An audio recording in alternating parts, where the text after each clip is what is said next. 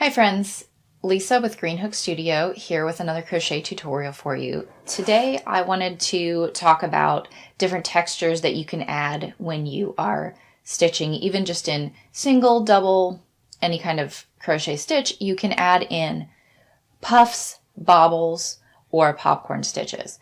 All of these will create a similar but different level of texture to your work.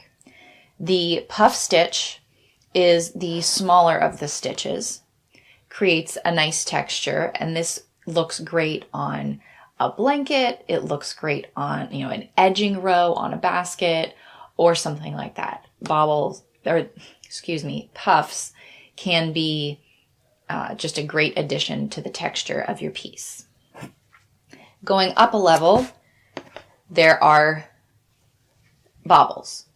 I use bobbles mostly in my amigurumi to create toes or a nose on something. You can push these out and you can use different sizes of bobbles to create the look that you're wanting.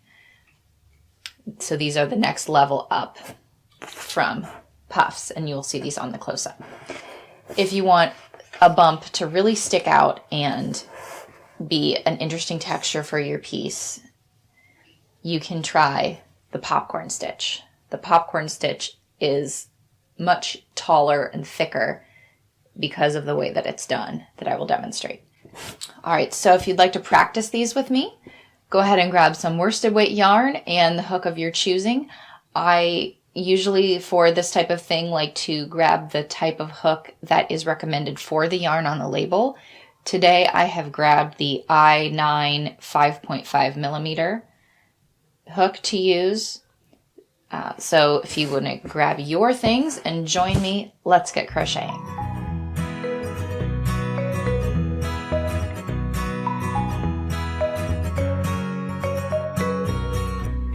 Here are your close-ups of the samples of the puff, popcorn, and bobble stitches. The puff stitch is the flattest, and it can just add some nice texture. The bobble stitch is the next flattest, bumps up a little bit compared to the puff stitch. And then the popcorn stitch is the bumpiest. If you look at it compared to the bobble is kind of like a bubble, a little pop up on the surface of your crochet, whereas this popcorn sticks up a lot more. It's like there's this ball sitting on top, not just a little bump out. So how do you do these? Let's get started with the puff stitch. All right, I've started with a foundation of 2 rows of single crochet so that I have something to hold on to and work into while demonstrating the puff stitch. So I'm going to put just a few puffs across this to show texture. You can spread out your puffs, or you can do them all in a row. Here is 3 spread out evenly in a row, then a row of single crochet, and then a row of them spread out, and then a couple more rows. And this row, the puff stitches are every other. So I have a single crochet in between each puff. What we are going to do is spread them out at first. So I'm going to work just 3 single crochets to start to get in a little bit from the edge.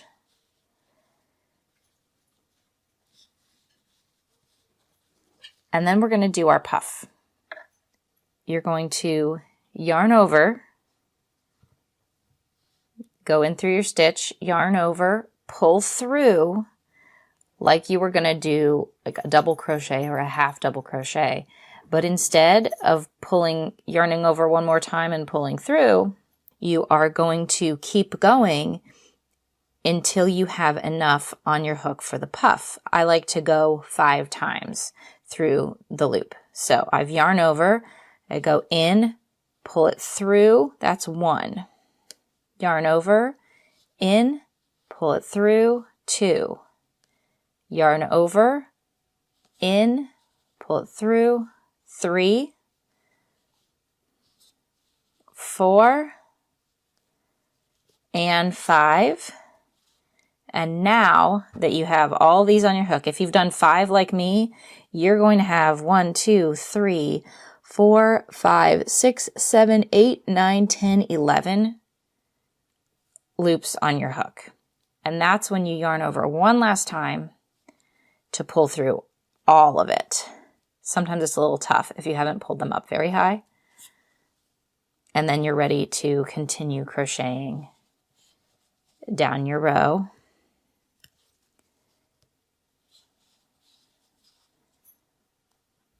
And you have this puff that has shown up.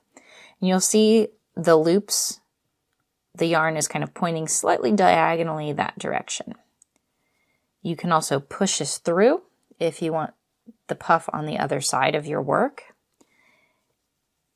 And then these will be pointing kind of the opposite direction. So depending on what you want to do, you can make your puffs directional,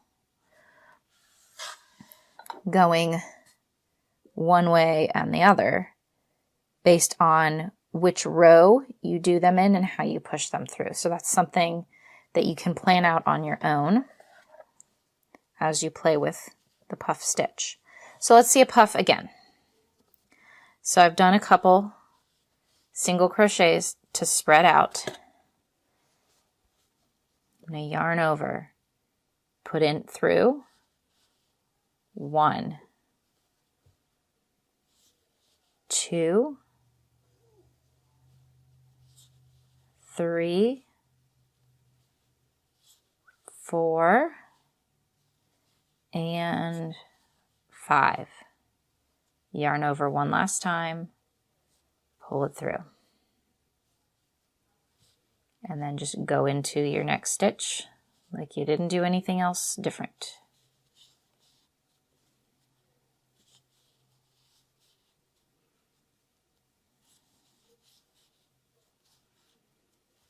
So there are 2 puffs. I've done 2 more rows and we're going to continue doing a few more puffs across this. One thing that you need to make sure of when you're doing your puffs is that you are consistently pulling your yarn up to the same height when you do your yarn over pull through.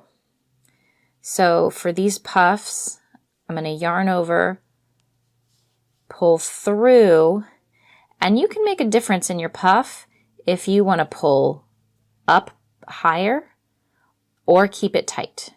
So let's make this a taller puff. And just make sure that you are pulling up to the same height.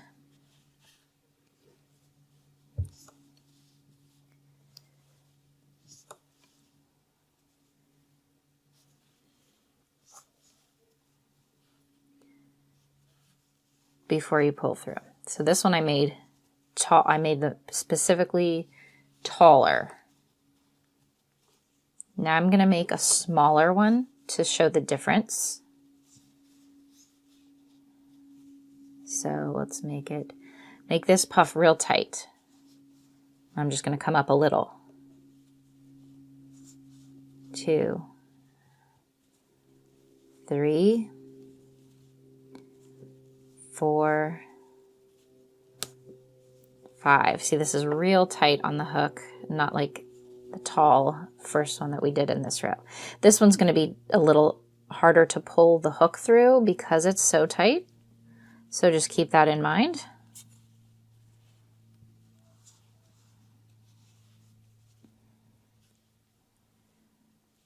Made that real tight.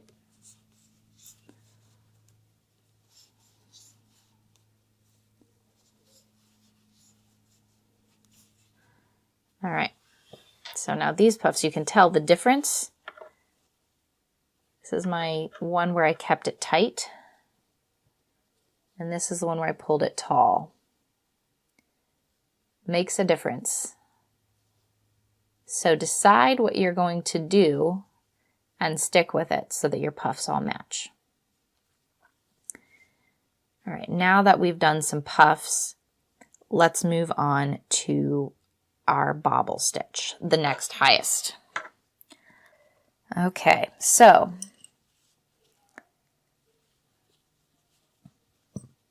a bobble stitch uses double crochets that you don't quite finish. So what that looks like, and again, I'm going to do 5. Yarn over and in, yarn over, pull through, yarn over, pull through 1. If you were doing a double crochet, you would yarn over and pull through both, but we're not going to do that. We're going to leave that unfinished double crochet.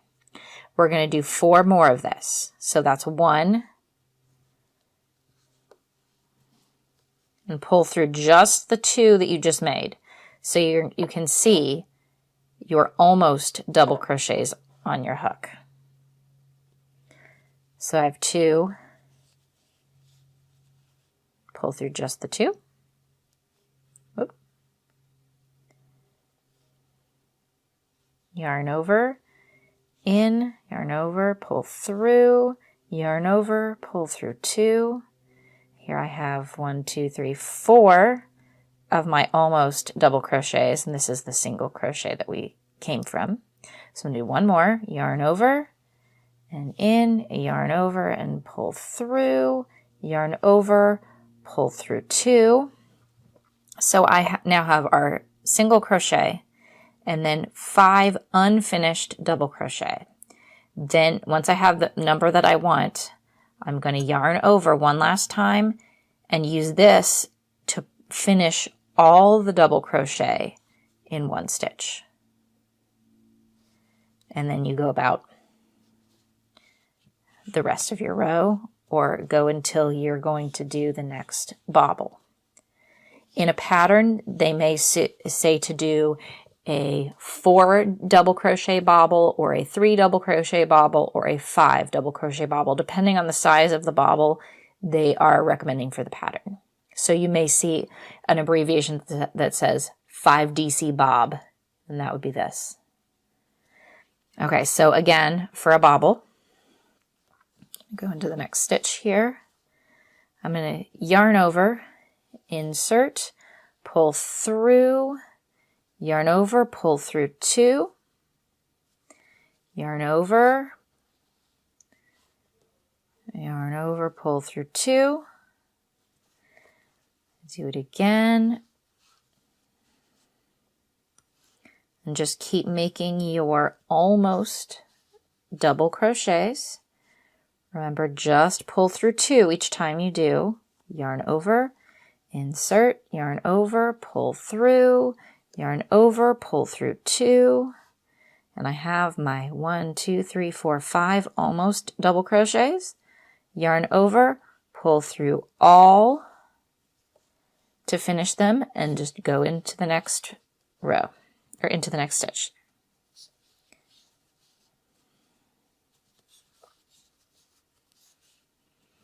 So there is your bobbles. Now, bobbles, like the puffs, can be pushed through to either side, almost like a crochet fidget here. They can be pushed through. A lot of times these are used in amigurumi for noses or toes and do need to be pushed through to the other side. So here are a puff and a bobble right next to each other. It's kind of hard to see. So you can see the bobble is just a little bit bigger than the puff. And then you can also see the texture of the double crochet versus just loops of yarn.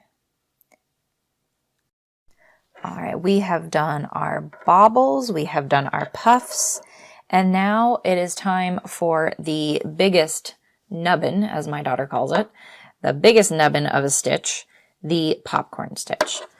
It is very similar to the popcorn stitch is very similar to the bobble, except you finish each of your double crochets. So you're going to be putting 5 double crochets into 1 stitch, and then finishing them with a slip stitch. So let's work our way in. All right, I'm going to place my popcorn right here. So I'm going to make 5 double crochets, fully finished. 1, 2, 3, 4, and 5. All right, so I've made 5 double crochets. Now I have to take my hook out, insert it into the first double crochet that I made to grab this loop and pull it through as a slip stitch. And then I continue crocheting into the next stitch. Let's do this again. So we'll do a few single crochets. And I'm going to do my popcorn. See how this sticks up funny? If you have a giant like pimple on your work, you're doing it right. Okay, so 5 double crochets into the same stitch. Fully finished double crochets. 1, 2, 3, 4, and 5. All right, so I like to pull this up just a little so that I don't accidentally pull it out while I'm looking for my hole to go into here. So here's my single crochet, here's my double crochets start. I'm going to insert my hook into the first double crochet of the popcorn, stick it in there, back in where it was, and pull that through with a slip stitch and go on with my row.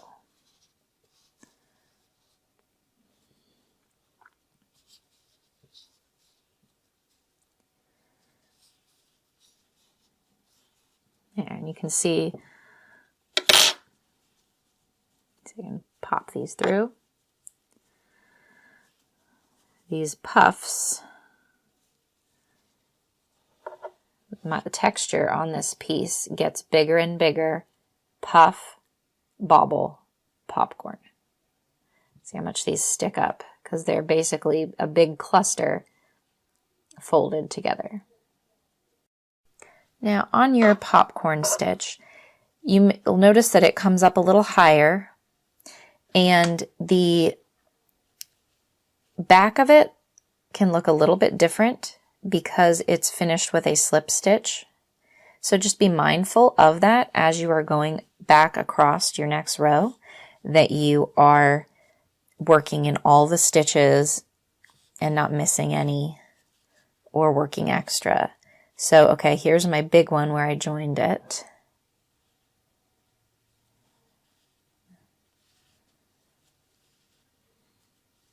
And then here's this other really tight, kind of weird looking stitch from that popcorn.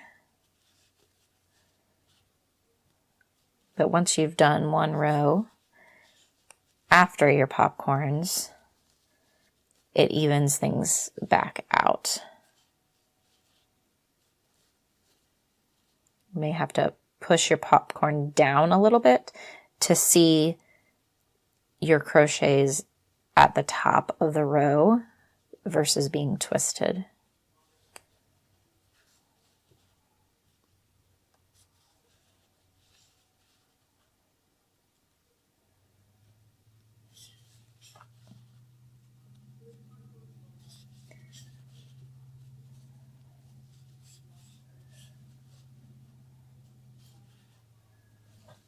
All right, so there is your sample of popcorns, bobbles, and puffs.